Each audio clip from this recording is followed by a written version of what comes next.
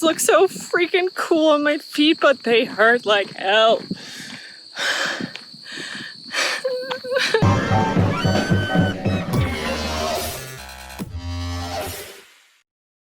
Hello everyone and welcome back to my channel.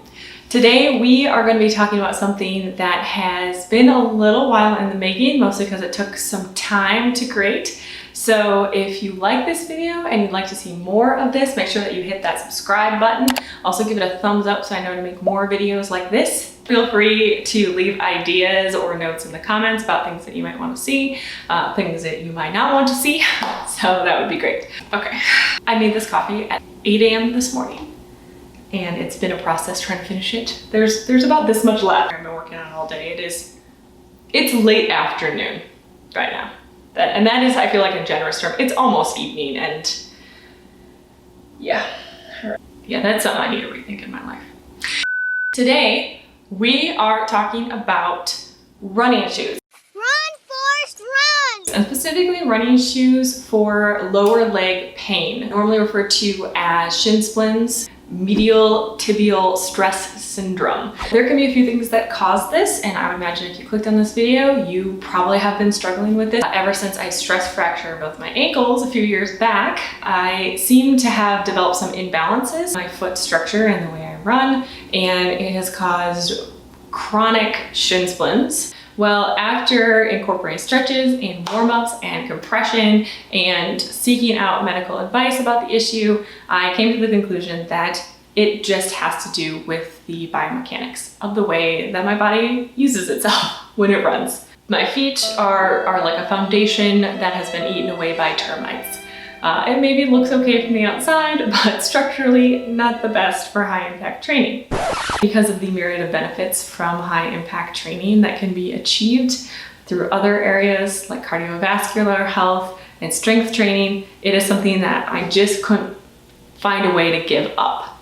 So I instead said, how can I find a way to incorporate it into my training routine, but stay injury free? There are a few different things that can mimic shin splint, such as sprains, fractures, tendonitis that could mimic it. So if it's anything that is reoccurring, always see your doctor first. Go and seek out a medical professional and get their opinion. I am not a medical professional in any way. These are just my experiences that I want to share with you in my own journey to try and find a solution. So a few things that I have incorporated into my exercise routine, I would encourage anyone who is suffering from shin splint pain to try is thorough warm-up routine as well as stretching. And there are some great resources. I will link them in the description below for stretches that you can use with shin splints that really help, and also different types of warm-ups. Aside from that, compression can also really help. So I've started using compression sleeves and compression socks when I do long runs or really intense training. So that is another thing that can also be incorporated alongside these other remedies to try and combat this issue as much as possible. So the next step was looking at some of the top recommendations for shoes and shoe brands that tend to come up again and again for people that suffer from lower leg or shin pain. Now, there are a lot of them out there, so I decided to narrow it down and pick a couple that seem to come up again and again as recommendations for people with shin pain. First up, we have the Hoka One. Now, if you ever have looked up shoes that are supposed to help with any type of lower leg pain, shin pain, the Hokas will come up, undoubtedly. This is a brand that is synonymous with really supportive shoe that is going to help runners cushion every single step and give them that support that they need when they are running to avoid injury and avoid shin pain. This one's the Nike Lunar Tempo 2. Lunar Tempo 2. This is a really nice lightweight running shoe. They describe it as sort of a cross-training shoe that can go in a lot of different environments. You can wear it in the gym, you could do some road running with it, you could do some light trail running with it. The other one that came up a lot is the Adidas For Adidas, this is the Adi Zero Boston 8 shoe. So the Boston shoe came up again and again, so I went ahead and got a hold of this one as well. And as kind of more of a control group, this is a shoe that is not one that is recommended on the list, but is the type of shoe that I normally, before I start doing any research about the shoe mechanics and foot mechanics for running and the type of shoe you should look for, this is the type of shoe I probably would pick up and would have just kept running with no matter how my legs felt, and just told myself to get over it, toughen up. And I tried to create a similar environment for each one of the shoes, flat and straight. The idea behind this being that if they were uncomfortable on a flat, straight surface, they were certainly gonna be uncomfortable with more intense terrain, uphills, downhills, rocky situations. So it was a very literally even playing field. I don't feel good. Here are the results of that, and then I will meet you back here and we can find out which one of these shoes, if any of them, was the winner. So for these, what I'll be doing is testing them on more of a medium, what I would consider a medium long run, about 4 miles, and then doing 20-minute hit sprints with them. So where there's just a lot of impact on the shoe, and then something where it's a little bit less impact but longer duration, and see how they feel. Here we go.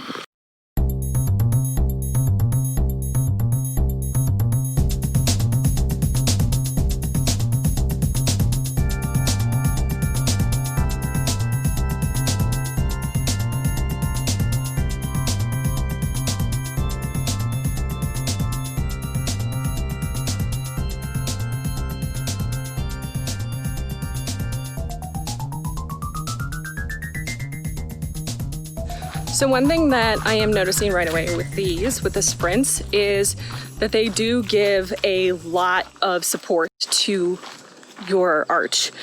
So much so that I kind of feel like my foot, when I am in a sprint, cannot properly get the flex that it needs to hit the ground with that impact, which is going to help to get faster sprints. The one thing that is a positive about that is that there is a lot of cushioning. It almost feels like someone has their hand and is just sort of weirdly cupping under the arch of my foot, which could be nice if that's, you know, what you're into. And I also am noticing that as I run, because it is so locked into place, my ankle just, it feels like it's trying to tell my ankle maybe a little too much how to move, which maybe that's what I need and will help fix my problem to begin with. It does feel a little uncomfortable, and it does feel, especially with the sprints, like it's locking it into place a little too much. So much so that it's a little restrictive of movement. So we'll see how it does on a longer run.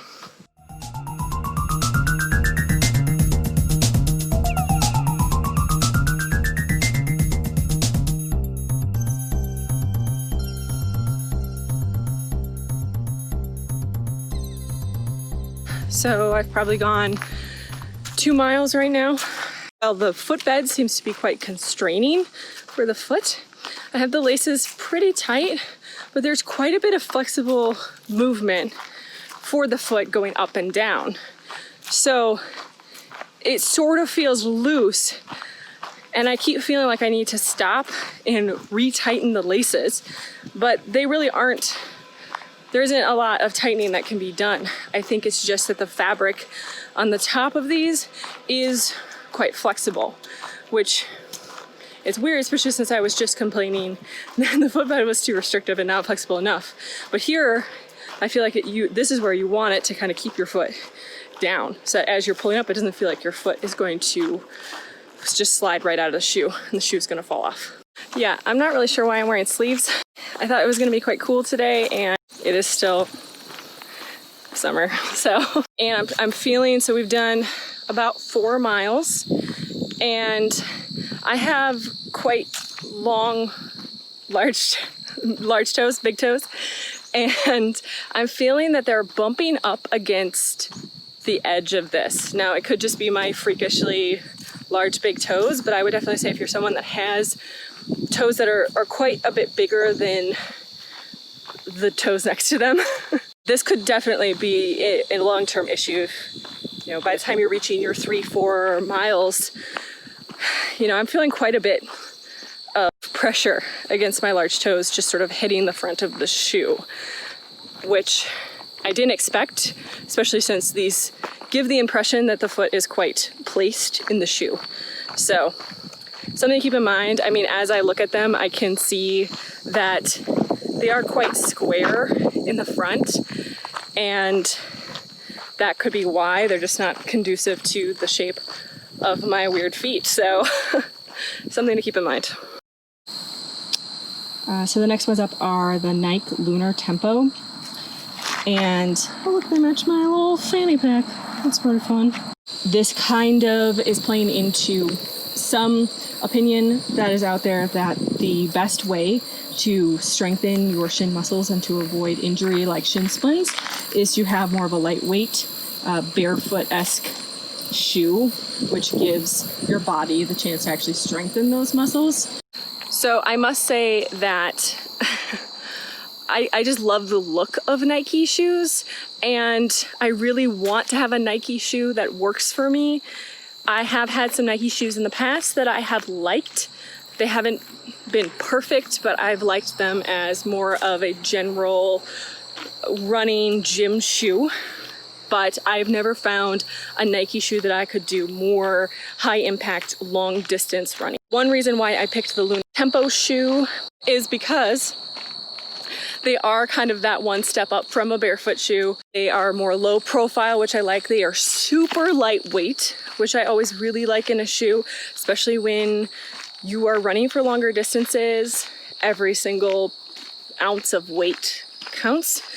And so I would love to find a lightweight, more minimal shoe that works. I am not sure if that is actually possible. I don't know, we'll give it a shot, see how it goes.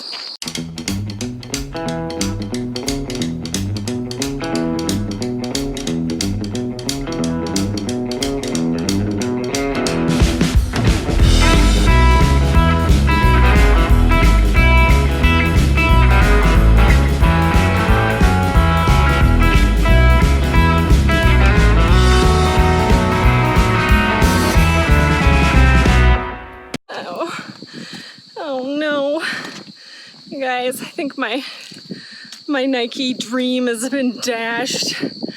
Oh, these salmon shoes look so freaking cool on my feet, but they hurt like hell. After doing 20 minutes of sprints in this, I want to die. Yeah, these are not good at all. As much as I really want have Nike shoes that are low profile and lightweight, I must keep looking elsewhere because my shins already hurt like crazy. And these have, even though they're very lightweight, they push my foot down.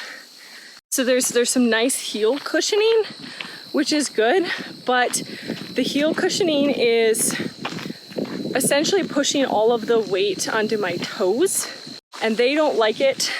And so I just feel a lot of pressure in my toes, and they're all it's kind of bunching them together as I run.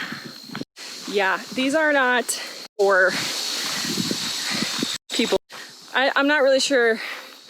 Maybe if you have like a small, short foot. Yeah, I just feel the pain just like radiating up my shins right now. This was not smart. I should have just only tried ones that were recommended. I realize that now. These have done me in for the day, maybe longer. So what good things can I say about these?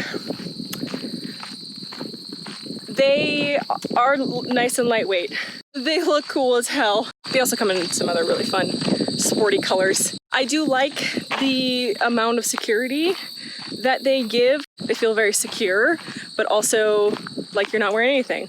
Like I don't even really notice that they're on my feet except for the radiating pain. But when I first put them on, And I think if they weren't pushing all of the pressure and the weight onto my toes, and if there wasn't pain radiating up my shins, I would really like them because they are very lightweight and they feel secure, but not to the point where they're annoying, where you would probably notice that they're on. They sort of, when I first put them on, just felt like nothing on my feet, which I was really excited about. And then I moved in them. And now I probably won't be moving for a little while because they're painful and my legs are in pain. So, yep. All right, guys, I did something kind of silly without realizing it. It looks good because of the shoes I'm trying out today, but also a little bit ridiculous. I didn't realize that I decided to be a walking billboard for Adidas today. I am all dressed in black and white as I am trying out the Adidas Adizero, Boston Adizero shoes. Yeah, so I look like a walking sponsorship. It's a look. I'm just gonna commit to it because Adidas does make things that are very attractive. They're, to me, kind of more of like a fashion athletic company than a high performance company, which I know that sounds ridiculous, but in my mind, that's just how I picture them. And so I am a little skeptical of these. Number one, because I was very let down by those gorgeous, very painful salmon Nikes. A little worried these are gonna be the same, especially since apparently I already own a full coordinated matching set to go with it. Clearly I'm into this black and white. I'm going through a phase or something, I don't really know. It's weird and I need to just shut up and run, but I'm just putting that out there. That's just what I'm gonna say, so that if they end up really hurting again, there might be a little bit of a correlation. Attractive things don't support you. Yeah, doesn't make any sense. I'm just gonna shut up and run. I'm just gonna test them out. Yeah, all right, here we go. Run.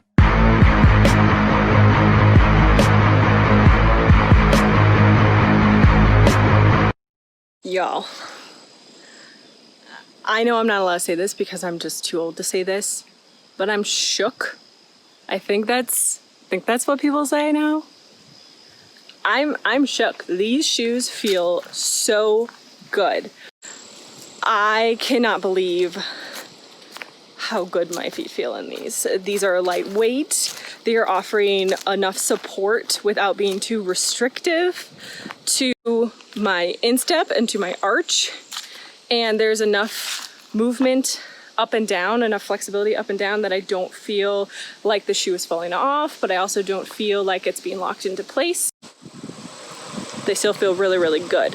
So I think that that's something that this is more of a bike trail, and they sometimes don't like when runners are on here. They come up so fast. These bikers come up so fast. I'm pretty sure that's how I'm gonna die is by biker. Run.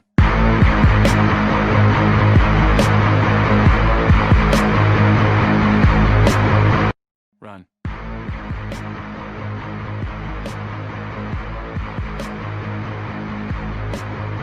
All right, I think I need to hurry up and finish this review before I get killed by a biker. They're brightly colored spandex. Maybe the black and white is making me blend in somehow to nature because they are coming so close to me. I can just feel the warm breeze coming off of them and it's freaking me out. The Boston Adi Zero shoes, they not only look super fly, particularly if you decide to be a weirdo and dress to match them.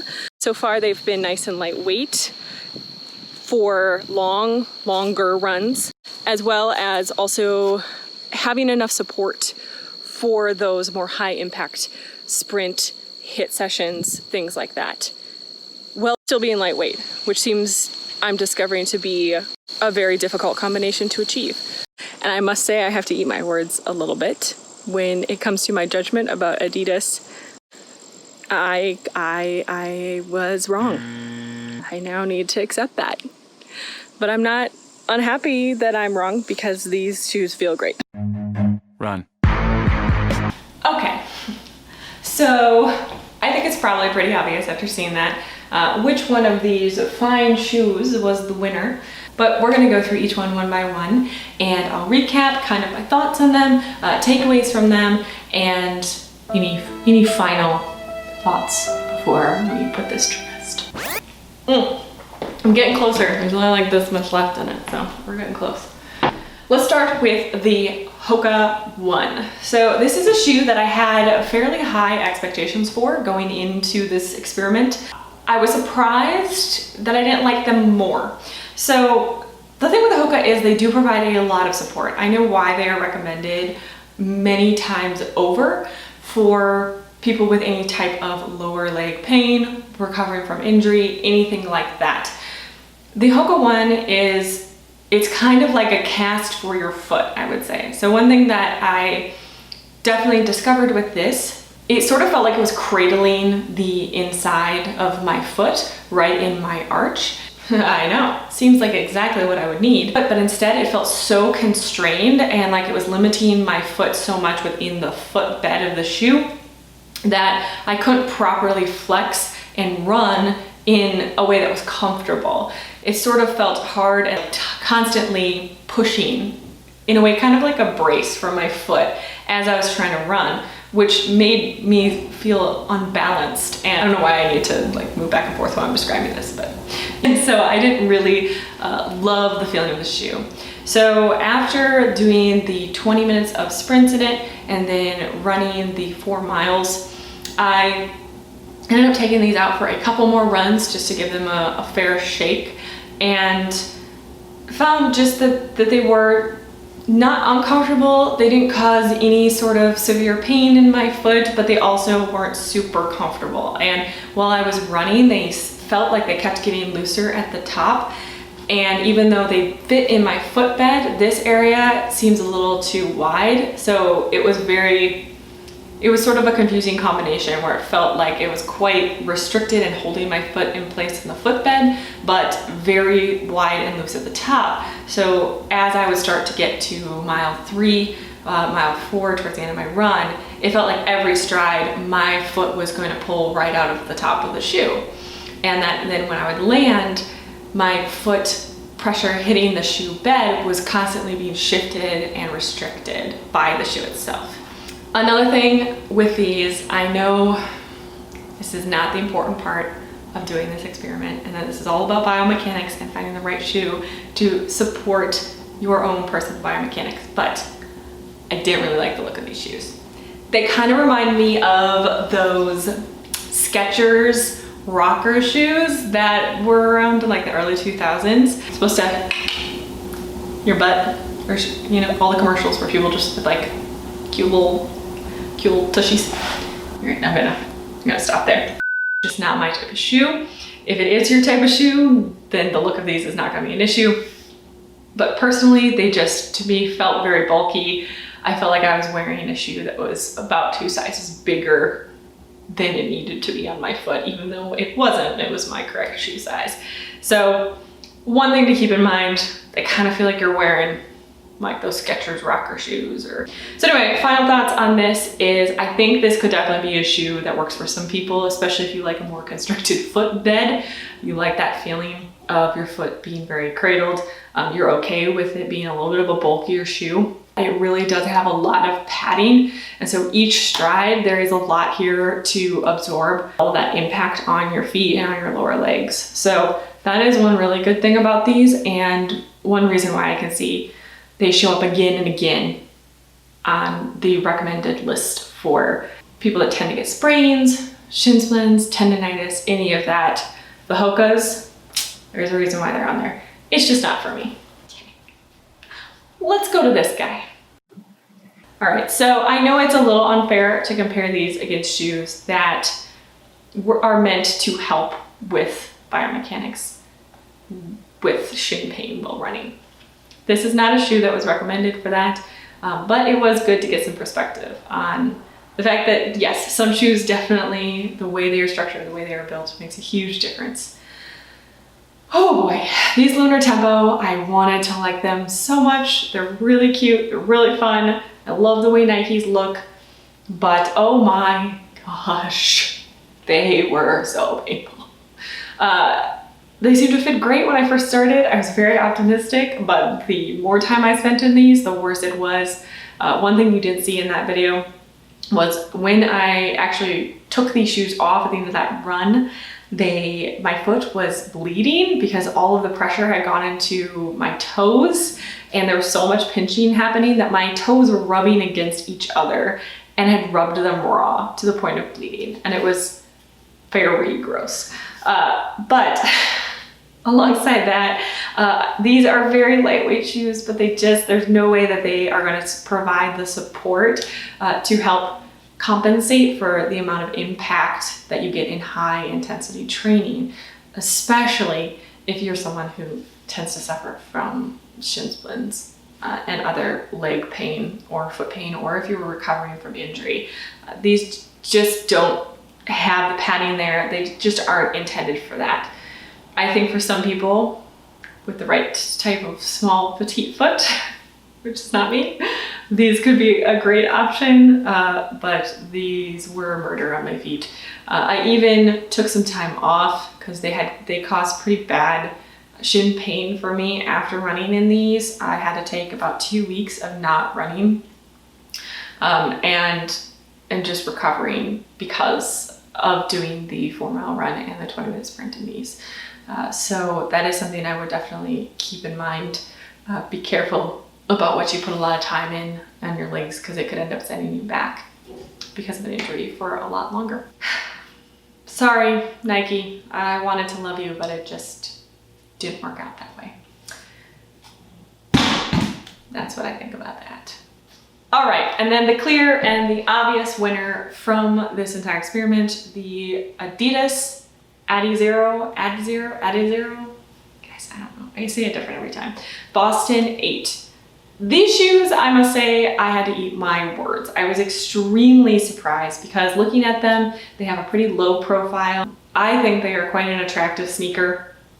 They are very lightweight for a shoe that claims to give a lot of support and dissipate a lot of that impact from a high intensity training. So yeah, I was very wrong. These shoes are awesome. And after I took them out for that initial test run, I would say I've probably put about 30 miles or so on them running, as well as doing some other cross training activities as well. And they have held up. Every time I use these, I have the least amount of recovery time, the least amount of shin pain I have ever had. And I'm very impressed. I especially am impressed because it is not only an attractive shoe, but it is the first shoe I found where I've taken them out back to back and used them very hard, and they still look fantastic. They're really holding up well, and they feel great, which is the most important part. Way to go, Adidas. Also, look for links to all of these shoes in the description below if you want to find out more or where you can purchase them. And of course, I am not in any way affiliated or sponsored by any of these brands. This is just my own personal review. If you are looking for shoes, as always, make sure that you seek out professional medical opinions before doing anything. And I'll see you next time around.